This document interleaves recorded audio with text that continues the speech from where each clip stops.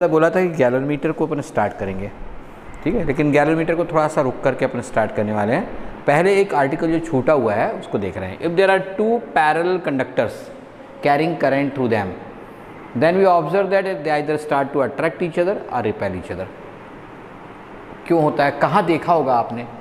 पंखे के जो दो वायर्स आते हैं, ठीक, उन वायर्स की तरफ कभी ध्यान से देखना यदि खोले हो तो, ठीक है, डब्बे के अंदर बंद नहीं हो तो जब भी आप स्विच को ऑन या ऑफ करते हो you will observe that it suddenly goes away और suddenly comes towards each other। पता नहीं आप लोगों ने कितने लोगों ने ऑब्जर्व किया है, ठीक है। जैसे ही अपन करंट ऑन करते हैं या ऑफ़ करते हैं तो उस कंडीशन में थोड़ा सा फ्लक्चुएट होते हैं, दोनों वायर्स एक दूसरे से थोड़ा रिपेल करते हैं या अट्रैक्ट करते हैं, ठीक है। यदि आप देखना चाहते हैं तो एक डीसी सोर्स लेकर के, एक बैटरी लेकर के आप इस तरीके की कॉम्बिनेशन बना सकते हैं। दो वायर लें, ठीक, कॉपर वायर्स, उनको एक को बैटरी से कनेक्ट करें, दूसरे को भी एक दूसरी बैटरी से कनेक्ट करें। बैटरी तो जो 9 वोल्ट की बैटरी आती है उसके एंड से कनेक्ट करें, ठीक है। उनको एक टेबल पर रख दें पास 2 to 3 सेंटीमीटर डिस्टेंस पर, ठीक है। अब दोनों में जैसे ही आप करंट पास करोगे you will observe that their shape will become like this. अभी ऐसा है, ऐसा शेप हो जाएगा। कब? जब सेम डायरेक्शन में करंट फ्लो कर रहा है। और यदि आप अपोजिट डायरेक्शन में करंट फ्लो कराओगे तो उसका शेप ऐसा हो जाएगा, दूर दूर भाग जाएंगे एक दूसरे से। ये चेंज हो रहा है शेप, इसका सीधा मतलब है कि इनके बीच फोर्स एक्ट कर रहा है। That force we want to find out, ठीक है। Certainly it is Lorentz force, क्योंकि करंट कैरिंग कंडक्टर है और मैग्नेटिक फील्ड जनरेट होने वाला है। और स्टेट ने बताया था कि when current flows through a conductor a magnetic field generates around it. तो इस पहले वाले केस में, इस पहले वाले वायर में I1 करंट फ्लो हो रहा है अपवर्ड डायरेक्शन में और दूसरे में I2। Due to current I1 there will be magnetic field around it. इस तरफ को यदि निकालना चाहते हैं पॉइंट Q पर, ये पॉइंट Q है ये वाला, और ये वाला पॉइंट P है। If you want to find out magnetic field at Q it will be normal to the plane inwardly, तो क्रॉस शो कर दिया है। देन इस I2 के कारण यहाँ निकालेंगे P पर, तो कितना होगा? डॉट होगा बाहर की तरफ, ये डॉट शो कर दिया है। आपको पता होना चाहिए खुद के कारण, यानी I1 करंट के कारण उस खुद के कंडक्टर पर कोई मैग्नेटिक फील्ड नहीं होता है, क्योंकि मैग्नेटिक फील्ड की वैल्यू कितनी निकाले थे? μ0/4 पाई 2I/r। r 0 हो जाएगा यदि उसी के एक्सिस पर निकालोगे तो, और 0 का मतलब इन्फिनिटी b की वैल्यू, इन्फिनिटी होता ही नहीं कोई मैग्नेटिक फील्ड, यानी 0 हो जाएगा वो। तो so due to current I1 there will be magnetic field at Q that is B1 mod. और B1 मॉड की वैल्यू कितनी होगी? B1 mod will be μ0/4 pi into 2I1 upon distance between them. ये डिस्टेंस बिटवीन दैम को मैंने d ले लिया है तो अपॉन में हो जाएगा d। This is equation number 1। Repeat, this is B at Q, जिसको मैंने B1 से शो किया, एक्चुअली B एट Q लिख सकते हैं, और ये B एट P है। Now due to this current carrying conductor I2 there will be magnetic field at P and that is BP। BP की वैल्यू कितनी होगी? It will be μ0/4 pi 2I2, क्योंकि इसमें करंट कितना फ्लो हो रहा है? I2 upon distance between them is t। ये दो इक्वेशन हो गए। Now a current carrying conductor is placed in a magnetic field, so it will experience Lorentz force. उसकी डायरेक्शन आप लेफ्ट हैंड रूल से निकालेंगे, फ्लेमिंग्स लेफ्ट हैंड रूल। ये current की डायरेक्शन है, ये मैग्नेटिक फील्ड की डायरेक्शन है, और ये फोर्स की डायरेक्शन है। ये करंट की डायरेक्शन है अपवर्ड, ऊपर। मैग्नेटिक फील्ड कहाँ एक्ट कर रहा है? टूवर्ड्स यू, बाहर निकल रहा है। ध्यान रखना, इस वायर की बात कर रहे हैं पॉइंट P पर। ये करंट की डायरेक्शन है, मैग्नेटिक फील्ड टूवर्ड्स यू है, तो फोर्स इनवर्डली होगा अंदर। ये F1 है। दूसरे वाले वायर पर देखें, दूसरे वाले वायर पर करंट की डायरेक्शन अपवर्ड है, ठीक है, मैग्नेटिक फील्ड अंदर की तरफ एक्ट कर रहा है, तो फोर्स इधर एक्ट करेगा, F2। यानी F1 और F2 कैसे हैं? टूवर्ड्स ईच अदर, यानी अट्रैक्टिव है। And that's why we observe that their shape becomes like this, ठीक है। अब ये फोर्स की वैल्यू निकालना है, कैसे निकालेंगे? F1 मॉड इक्वल्स टू, क्या होता है formula? I1 BP mod into L, इसकी लेंथ L ले लिए अपन ने, इंटू साइन 90। ये होता है I1। BP मॉड की वैल्यू कितनी आ गई यहाँ से? μ0/4 pi 2I2 upon d into L, sine 91 हो जाएगा। So it will be μ0/4 pi 2I1 I2 upon d into L। This is F1 mod. ध्यान रखना, जब अपन F2 मॉड निकालेंगे तो F2 मॉड की वैल्यू भी यही आने वाली है। कैलकुलेट कर लेते हैं। F2 mod will be equal to I2 current B at Q mod length L into sine 90, I2 into BQ mod की वैल्यू यहाँ से पुट करेंगे, μ0/4 pi 2I1 upon D into L, sine 91 हो जाएगा. So it will become mu 0 upon 4 pi 2I1 I2 upon D into L. This is F2 mod. आप क्या find कर रहे हैं कि इक्वेशन 3 और इक्वेशन 4, इनसे जो वैल्यूज मिल रही हैं 3 और 4 से, उससे पता चल रहा है कि F1 mod equals to F2 mod. Means force acting on the conductors they are equal in magnitude although their directions are opposite. पहले केस में टूवर्ड्स ईच अदर है.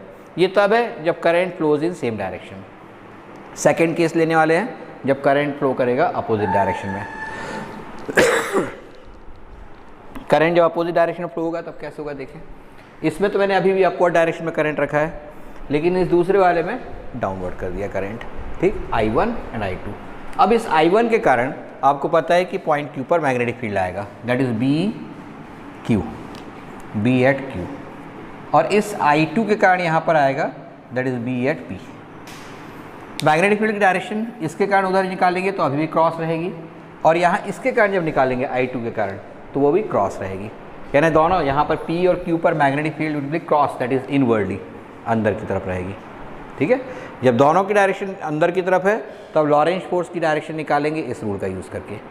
I B F. I की डायरेक्शन अपवर्ड है, B की direction inwardly है, तो force से कहाँ एक्ट करेगा, बाहर F1. आप देख रहे हैं ये I की डायरेक्शन है, B अंदर की तरफ है क्रॉस, तो F1 इधर आएगा. इसमें भी ऐसे आने वाला है. ये I की डायरेक्शन नीचे है, मैग्नेटिक फील्ड इनवर्डली है, तो फोर्स कहाँ आएगा, बाहर. ये F1 और F2 अभी फ्रॉम ईच अदर है, तो रिपल्सिव फोर्स है और इसलिए इसका शेप ऐसा हो जाएगा. ठीक है, और इस कंडीशन में यदि अपन इनकी वैल्यू निकालेंगे तो वही आने वाली है. F1 मॉड की वैल्यू निकालेंगे तो current I1 into B at P mod into L into sine 90. इसलिए F1 और F2 चेंज नहीं होंगे, their magnitude remain same, only their directions will interchange. और ये बहुत इंपॉर्टेंट आर्टिकल्स है, डायरेक्शन फाइंड आउट करते बनना चाहिए फोर्स की.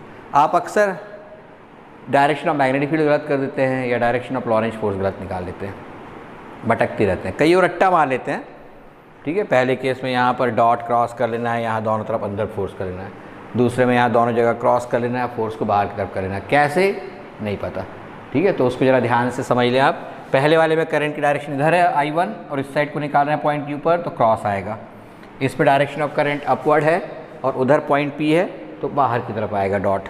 ठीक, इसमें देखें, इसमें करंट की डायरेक्शन अपवर्ड है, इधर निकाल रहे हैं तो क्रॉस आएगा. इसमें करंट की वाली डायरेक्शन डाउनवर्ड है, इधर निकाल रहे हैं तो फिर क्रॉस आएगा.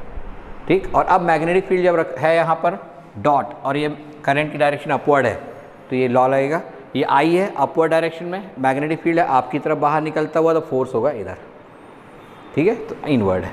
सिमिलरली इस पर भी फोर्स इधर आएगा. दोनों एक दूसरे की तरफ है, दैट मीन्स अट्रैक्टिव है. तो this attractive force will be make the it shape like this. ठीक है, इस केस में ये दोनों रिपल्सिव फोर्सेज हैं, तो इसका शेप इस तरीके से हो जाएगा. ठीक है, तो बहुत इंपॉर्टेंट है ये, ध्यान से समझ लें इसको. क्वेश्चन क्या पूछता है, find value of force acting between two parallel conductors carrying current when number 1 current flows in same direction और when current flows in opposite direction. इनमें से कोई एक आएगा. ठीक है, तो ये पूरा हो गया एक आर्टिकल. अब इसके बाद मैं कुछ न्यूमेरिकल्स करा रहा हूँ. ठीक है, गैलोमीटर का प्रिंसिपल जो है उसको मैं करा रहा हूँ पहले, और फिर उसके बाद अपन आगे बढ़ेंगे. ठीक है, तो गैलोमीटर है क्या, पहले इसको समझिए. इसको मिटा दूँ मैं, so that we can.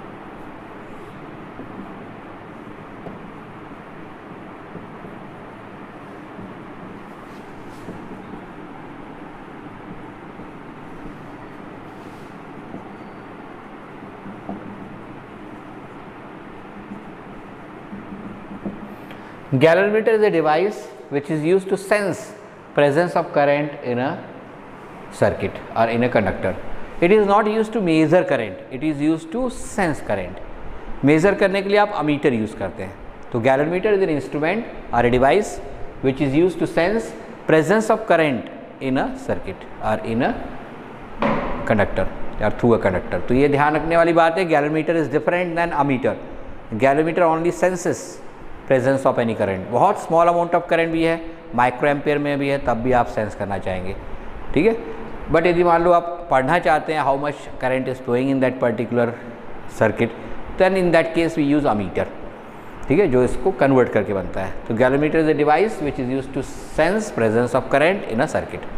Galvanometer के टाइप क्या होते हैं, generally there are 3 type of galvanometers, that is moving coil galvanometer जो हम पढ़ने वाले हैं, moving coil galvanometer, moving coil galvanometer, ठीक, number 1। Number 2, hot coil galvanometer.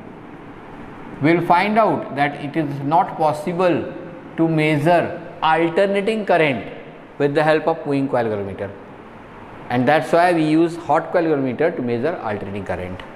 And third is tangent galvanometer.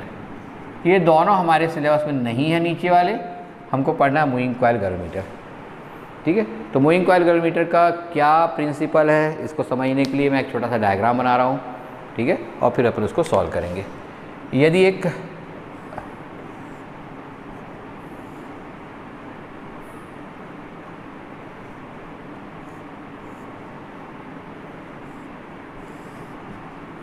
ये प्रिंसिपल सिर्फ देख रहे हैं अपन इसका,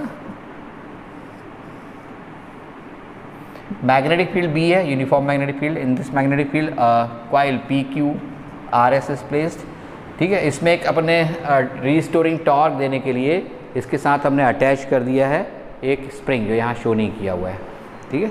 तो अब उसमें जब करंट आई फ्लो होगा और लेंथ एल है इसकी यहाँ, और ये विड्थ जो है बी है,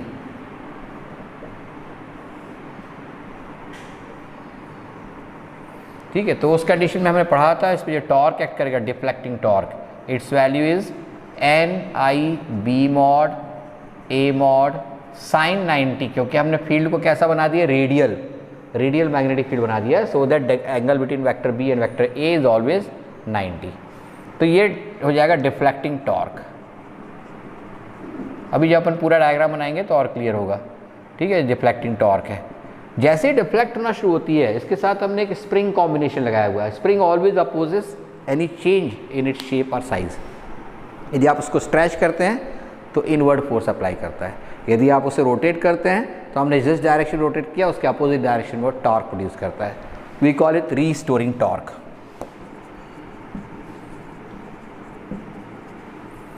this restoring torque tau R equals to c into theta, where c is called torsion constant of spring,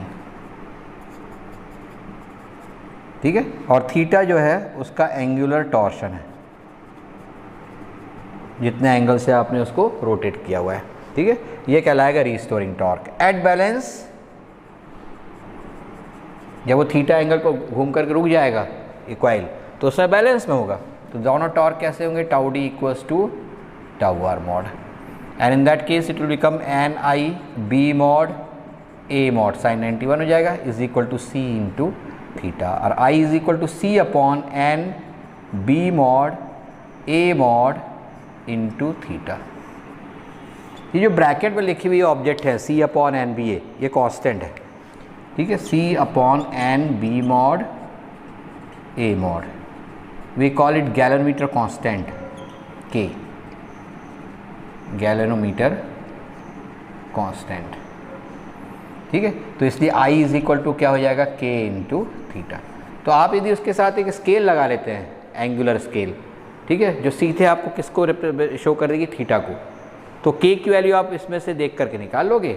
value सबकी पता होती है, C टॉर्शन कांस्टेंट है स्प्रिंग का, N number of turns in the coil है, B magnetic field intensity of the magnet है, A area है of the coil, सब पता होता है। तो इन सब की वैल्यू पता है, तो डायरेक्टली आप थीटा के लिए रिप्लेस करके करंट पता लगा लोगे। एक दूसरा तरीका बोलूँ मैं तो सेंस करना चाहता हूँ, तो जैसे सर्किट कनेक्ट की है और डिफ्लेक्ट हुई कॉइल, तो ये क्या शो कर रहा है कि there is current, some current in that particular circuit. तो सिर्फ सेंस करने के लिए तो सिर्फ अपने को डिफ्लेक्शन होना सफिशिएंट है, ठीक है। बट कितनी वैल्यू है इसकी, कुछ माइक्रो एम्पियर में आप नोट कर सकते हैं, मिली एम्पियर तक पढ़ सकते हैं। उसके लिए अपन देखेंगे डायग्राम कैसे बनेगा। ये इसका वर्किंग प्रिंसिपल है, ठीक है। In a galvanometer we take a coil having N number of turns in it, and area of this coil is A. When current I is passed through it and it is placed in a uniform radial magnetic field B, then it experiences deflecting torque. Value of this deflecting torque is NIBA sin 90. When it starts to deflect, a spring is also provided to restore it back to its original position. So when angle of torsion is theta, then we observe that particular coil balances in that position. In that case, a spring will provide deflecting or restoring torque. That restoring torque is C into theta, where C is torsion constant of the spring. जैसे F is equal to K x था, यहाँ torsion is equal to C theta, torque is equal to C theta होता है, and theta is angular torsion. जितने ज़्यादा rotate करना चाहोगे, घुमाना चाहोगे, ये टॉर्क उतना ज़्यादा एक्ट करेगा. ठीक है, तो ये दोनों वैल्यूज़ जो है से सी और थीटा जो है, ये थीटा पर आपने देखा कि it balanced in that condition. So certainly in that case deflecting torque and restoring torques are equal, that's why it has balanced in that position. दोनों को इक्वल कर देंगे एट बैलेंस, वैल्यू रिप्लेस कर देंगे तो इक्वेशन आ जाएगा. Here C upon N B A is called calorimeter constant. So I equals to K theta. ये इसका फॉर्मूला है जो अपन यूज़ करेंगे. ठीक है, अब इसका मूविंग कॉइल कैलोरीमीटर जो होते हैं वो दो टाइप के हैं. ठीक, सस्पेंडेड कॉइल गैल्वेनोमीटर और दूसरा पिवोटेड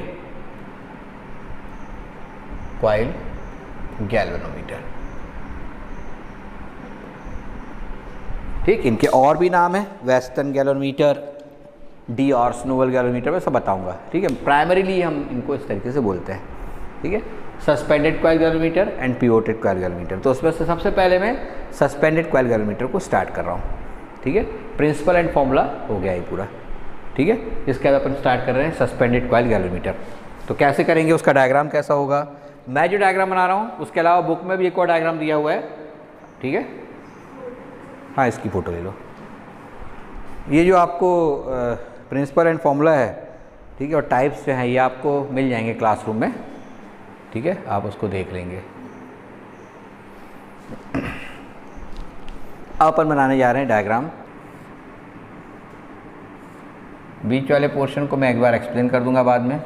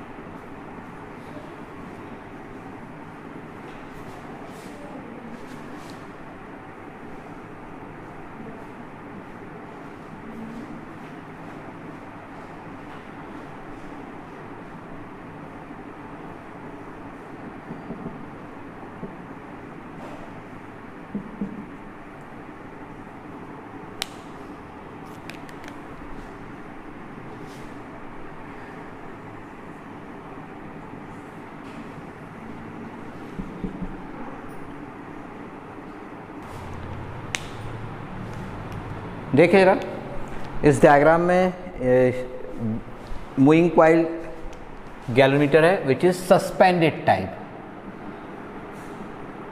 सस्पेंडेड कॉइल गैल्वेनोमीटर.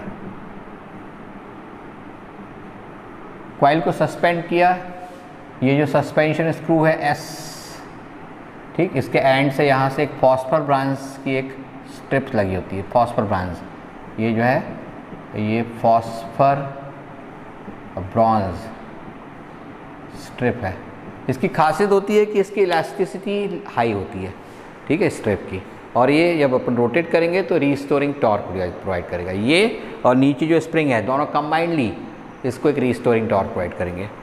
इसके ऊपर एक एम मिरर चिपका देते हैं. एक्चुअली ये हैंड जैसा ही है पूरा, इसके ऊपर यहाँ एक मिरर चिपका देंगे.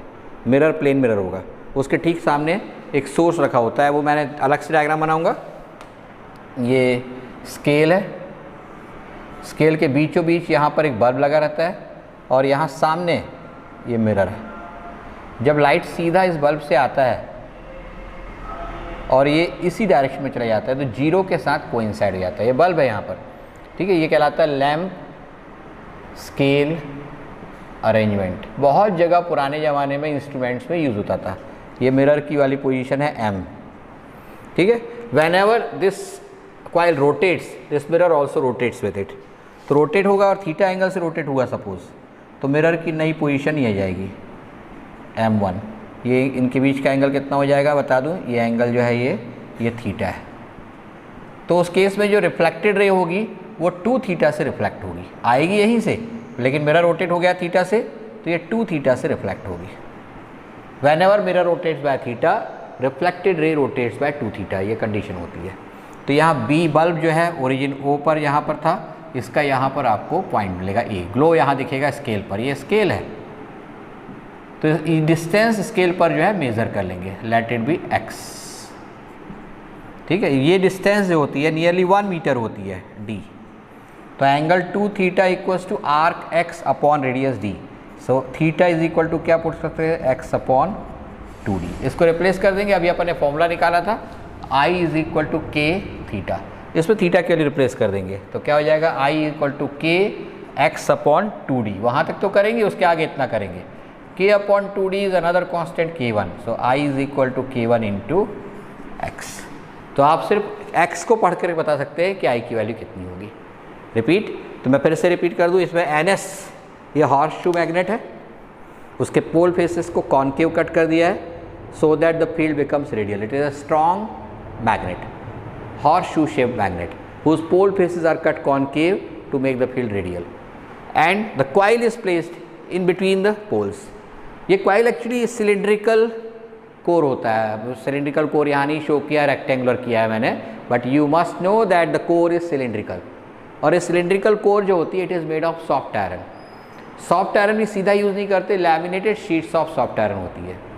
अब वो लैमिनेटेड शीट्स क्यों यूज़ करते हैं, to reduce eddy current loss, जो इसके बाद इसी चैप्टर में सबसे बाद में पढ़ना है अपने को, to reduce eddy current loss,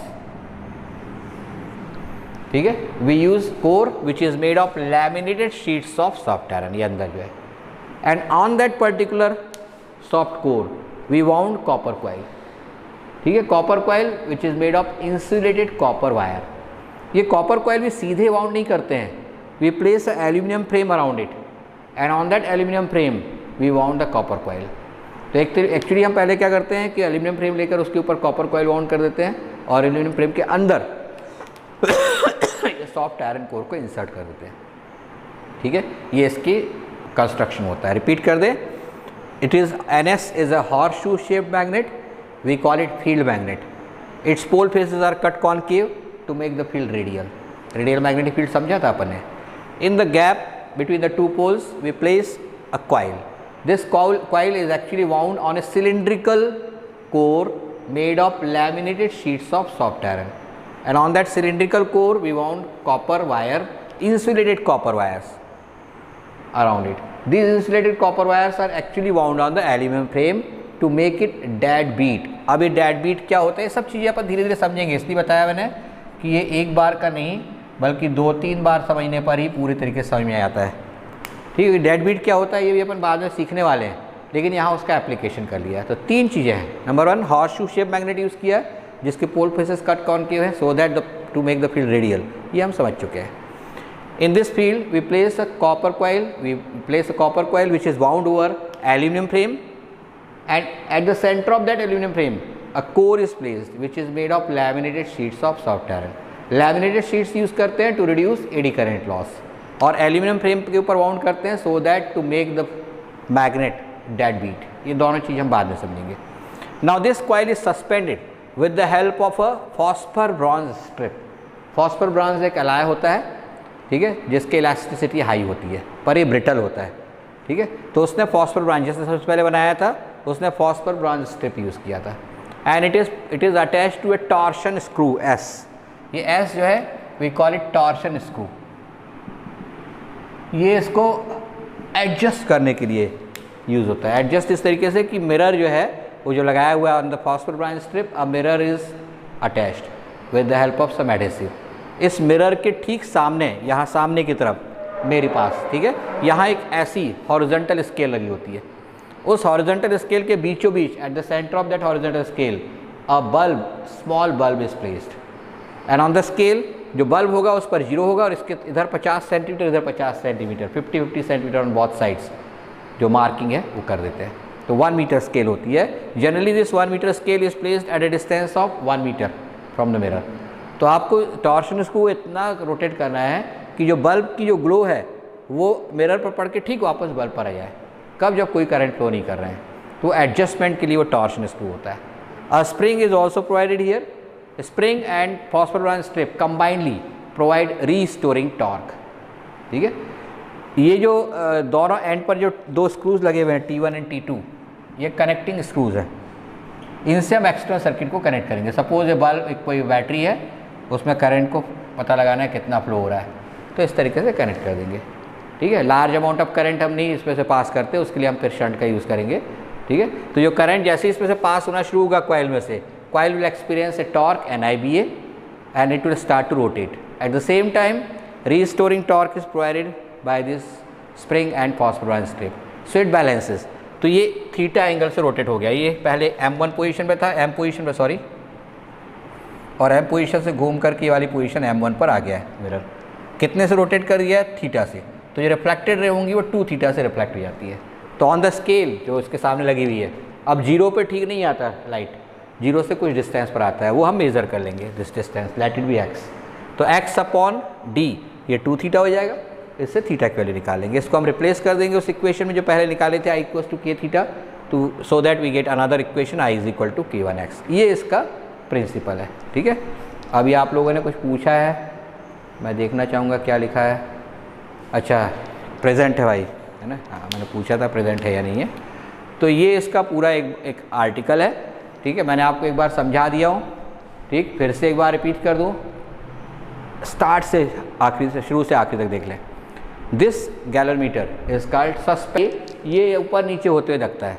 एक डेफिनेट पॉइंट कौन सा है ये अपने को समझ में नहीं आता। हम चाहते हैं कि वो तुरंत रुक जाए थीटा पोजीशन पर, तो उसके लिए वाउंड किया हुआ है एल्यूमिनियम के फ्रेम पर। बाद में समझेंगे कैसे वो तुरंत रुकेगा। Now this coil is suspended with the help of torsion screw in between the pole faces. At the lower end another spring is provided. T1 and T2 are connecting points with the help of which we pass current through the coil.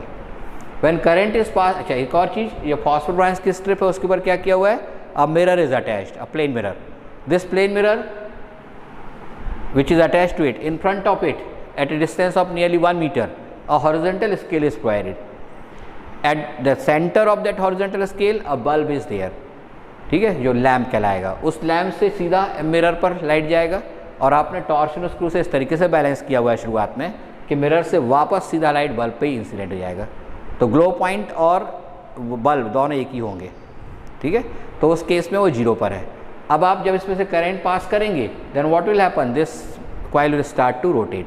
और जब rotate करेगी तो deflecting torque भी generate होगा, tau is equal to c theta, और दोनों के बीच में वो बैलेंस हो जाएगा थीटा एंगल पर, यानी ये मिरर थीटा एंगल से रोटेट हो जाएगा। तो उसकी पोजीशन जैसे यहाँ दिखाया है m से m1 हो जाएगी।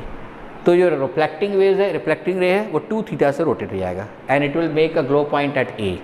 तब आप इस एंगल 2 थीटा को मेज़र करने के लिए x मेज़र कर लेंगे और डिस्टेंस नोन होती है d। तो x upon d, arc upon radius will give you 2 theta. तो उससे थीटा निकाल के यहाँ रख देंगे, नया फॉर्मूला आ जाएगा। ये पूरा का पूरा इंस्ट्रूमेंट जो है एक बॉक्स में रखा होता है विच इज़ मेड ऑफ प्लास्टिक और बैकेलाइट, एंड फ्रंट पोर्शन में उस पर ग्लास लगा होता है जिससे आप देख सकें अंदर क्या हो रहा है। It is done to protect it from any external air pressure जो है हवा के कारण हो सकता है ये हिलने लगे। ठीक है, ऑल्सो डस्ट पार्टिकल्स एक्सेट्रा, उन सब से बचाने के लिए आपने इसको इंसुलेटेड बॉक्स में रखा हुआ है। और एक्सटर्नल मैग्नेटिक और इलेक्ट्रिक फील्ड का भी कोई इफेक्ट नहीं पड़ना चाहिए। ठीक है, ये तो हो गया galvanometer. It is very sensitive, it can sense current of the order of 1 micro ampere. ठीक है, 100 माइक्रो एम्पियर 200 माइक्रो एम्पियर तक ये रीड कर सकता है, यानी सेंस कर सकता है। लेकिन प्रॉब्लम क्या है? We can not move it from one place to another. एक जगह से दूसरी जगह ले जाओगे तो phosphorus strip is so brittle, जरा सा झटका लगा और टूट जाएगी वो। ठीक है, इसलिए आप एक जगह से दूसरी जगह नहीं ले जा सकते, number 1। Number 2, there is no direct method to measure value of current. आपको लैम्प स्केल अरेंजमेंट का यूज़ करना पड़ रहा है। ठीक है, you have to measure x, उसको फिर रखोगे, सॉल्व करोगे, तब आई निकलेगा। So we can not find out value of I directly. ठीक है, नंबर 3, ये जो इंस्ट्रूमेंट है इसके ऊपर एयर का, एक्सटर्नल चीज़ों का बहुत ज़्यादा इफेक्ट पड़ता है। ठीक है, तो रफ एंड टफ नहीं है। ठीक है, and that's why now it is we do not use it although it is the most sensitive galvanometer. ठीक है, it can sense current up to 10⁻⁻⁶ amperes, but we are not using it now it is. Instead of it we are using pivoted coil galvanometer, pivoted coil galvanometer, जो मैं आप लोगों को कल बताने वाला हूँ। लेकिन कल मैं इसको फिर से एक बार रिवाइज कराऊंगा। ठीक है, अच्छे से ध्यान से। आप लोग इसको समझ चुके हैं मुझे मालूम है, लेकिन उसके बावजूद एक और बार हमें करना पड़ेगा। तो हम